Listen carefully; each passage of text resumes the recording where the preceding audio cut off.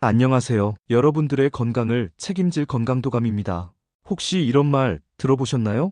하루 한 줌의 블루베리가 10년 건강을 지켜준다.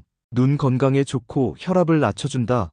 또 뇌를 맑게 해준다. 등등 여러 가지 얘기가 있는데요. 그런데 블루베리가 정말 그렇게까지 좋은 걸까요? 그리고 누구나 먹어도 되는 걸까요? 사실 블루베리도 상황에 따라 조심해야 할 사람들이 분명히 있습니다. 오늘은 블루베리에 대한 오해와 진실, 중장년층이 꼭 알아야 할 블루베리의 모든 것을 하나하나 자세히 알려드리겠습니다. 블루베리는 전 세계적으로 건강에 좋은 식품으로 잘 알려진 슈퍼푸드 중 하나입니다. 특히 중장년층에게 유익한 항산화 성분이 풍부해 눈 건강, 혈관 건강, 인지력 유지, 노화 방지 등 다양한 효능으로 각광받고 있죠. 블루베리는 크기는 작지만 껍질부터 씨앗까지 통째로 먹는 과일이라 영양소 흡수가 뛰어나며 음식물 쓰레기도 거의 나오지 않는 친환경 식품이기도 합니다. 특히 껍질에는 안토시아닌이라는 보랏빛 색소가 풍부하게 들어있습니다. 이 안토시아닌은 항산화 작용이 매우 뛰어난 성분으로 자외선, 스트레스, 환경 독소 등으로 인해 발생하는 체내 활성산소를 제거해주는 역할을 하죠. 블루베리는 생과일로 먹는 것이 가장 좋지만 냉동, 건조, 분말, 즙 형태로도 많이 활용됩니다. 각각의 형태마다 보관법, 영양소 손실, 흡수율이 다르기 때문에 자신의 생활 방식에 맞는 형태로 잘 골라서 섭취하는 것이 중요합니다. 예를 들어 냉동 블루베리는 비교적 가격이 저렴하고 보관이 쉬우나 안토시아닌 함량이 약간 떨어질 수 있고, 건조 블루베리는 당 함량이 높아지며 즙 형태는 식이섬유가 빠져 혈당을 올릴 위험이 있습니다.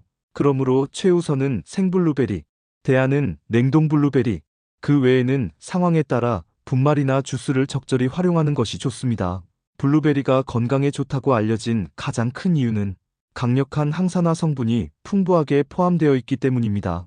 그 중에서도 핵심은 바로 안토시아닌입니다. 블루베리 특유의 보랏빛 색소인 안토시아닌은 체내에서 발생하는 활성산소를 제거해 세포의 노화를 늦추고 염증을 억제하며 각종 만성 질환의 위험을 낮추는 데 도움이 됩니다. 안토시아닌은 눈의 망막을 보호하고 혈압을 안정시키며 심혈관 질환 예방에도 효과적입니다. 또한 뇌혈관의 혈류를 촉진해 기억력 유지와 치매 예방에도 긍정적인 영향을 미친다고 알려져 있습니다. 블루베리에는 비타민C도 풍부하게 들어있습니다. 비타민C는 대표적인 수용성 항산화 비타민으로 피부의 탄력을 유지하고 면역 기능을 향상시키며 철분 흡수율을 높이는 데에도 도움을 줍니다.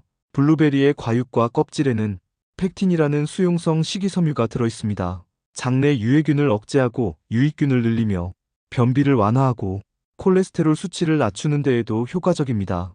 중장년층에게 흔히 나타나는 배변 불규칙이나 고지혈증 증상을 자연스럽게 관리하는 데 큰 도움이 됩니다. 비타민 K는 뼈의 칼슘 흡수를 돕고 혈액 응고에 관여하는 필수 비타민입니다. 다만 혈액 응고 억제제를 드시는 분들은 이 성분 때문에 블루베리 섭취 시 의사와 상의가 필요합니다. 블루베리 속 폴리페놀 성분은 혈관 내 염증을 억제하고 혈당을 조절하며 지방 축적을 방지하는 데 효과적인 것으로 알려져 있습니다. 따라서 당뇨 예방, 지방간 개선, 복부 비만 억제에 관심 있는 분들에게 특히 추천되는 과일입니다. 아무리 건강에 좋다는 블루베리라도 모든 사람에게 항상 적합한 것은 아닙니다. 특히 다음과 같은 분들은 블루베리 섭취에 주의가 필요합니다. 1. 신장 기능이 약한 사람. 블루베리는 칼륨이 적당히 들어있는 과일이지만 신장 질환이 있는 분들, 특히 만성 콩팥병 환자에게는 문제가 될 수 있습니다. 신장은 칼륨을 배출하는 역할을 하는데 기능이 떨어진 상태에서 칼륨이 몸속에 쌓이면 심장 부정맥, 근육 경련 심한 경우 심정지 위험까지 생길 수 있기 때문입니다. 칼륨 조절이 필요한 분들은 블루베리를 소량만 드시거나 전문의와 상담 후 섭취량을 정하는 것이 안전합니다. 2. 혈액응고 억제제를 복용 중인 사람. 와파린쿠마딘 같은 항응고제를 복용하는 경우 블루베리의 비타민 K 성분이 문제가 될 수 있습니다. 비타민 K는 혈액을 응고시키는 작용을 하기 때문에 약효를 떨어뜨릴 수 있고, 반대로 약효가 지나치게 강화될 수도 있어 출혈 위험이 생길 수 있습니다. 이 경우에는 블루베리 섭취 시 일정량을 지키며 꾸준하게 드시는 것이 좋고, 무작정 많이 먹는 것은 피해야 합니다. 3. 과민성 장 증후군 환자. 블루베리는 수용성 식이섬유가 풍부해서 장에 좋다고 하지만 장 기능이 민감하거나 예민한 분들에겐 부담이 될 수 있습니다. 특히 한 번에 많이 먹거나 공복에 섭취할 경우 복부 팽만, 가스, 복통, 묽은 변 같은 증상이 나타날 수 있죠. 장 건강에 좋으려던 블루베리가 오히려 불편함을 주는 원인이 될 수도 있습니다. 4. 베리류 알레르기가 있는 사람. 드물지만 블루베리, 딸기, 라즈베리 같은 베리류의 알레르기 반응을 보이는 사람들도 있습니다. 입술 주위가 간질간질하거나 입안이 붓고 목이 간지럽고 기침이 나는 반응이 나타나면 즉시 섭취를 중단해야 합니다. 이런 반응은 대부분 구강 알레르기 증후군의 일종이며 다른 베리류에서도 같은 증상을 보일 수 있습니다. 함께 먹으면 좋은 음식들로는 1. 귀리 오트밀. 귀리죽이나 오트밀에 블루베리를 함께 넣으면 복합 탄수화물과 항산화 성분이 시너지를 내며 혈당 조절에 더욱 효과적입니다. 2. 플레인 요거트. 단맛이 없는 플레인 요거트에 블루베리를 넣으면 장 건강을 도우면서도 혈당 안정 효과를 누릴 수 있습니다. 단, 시판되는 설탕이 들어간 과일 요거트는 피해야 합니다. 3. 견과류. 호두, 아몬드, 캐슈넛 등과 함께 먹으면 불포화 지방과 항산화 성분이 서로 보완되어 뇌 건강, 심혈관 보호에 더 효과적입니다. 4. 시금치, 케일 등 녹색 잎채소. 항산화 효과를 더욱 극대화하고 철분 흡수에도 도움을 줄 수 있는 조합입니다. 5. 물. 블루베리는 수분이 적은 편이라 충분한 수분과 함께 섭취하면 식이섬유의 기능을 더 잘 발휘할 수 있습니다. 2. 함께 먹으면 안 좋은 음식에는 1. 설탕 함량이 높은 디저트, 케이크, 잼, 파이 등에 들어간 블루베리는 원래의 건강 기능을 거의 잃고 오히려 당 섭취량만 높이는 문제가 발생합니다. 2. 고당 요거트 아이스크림.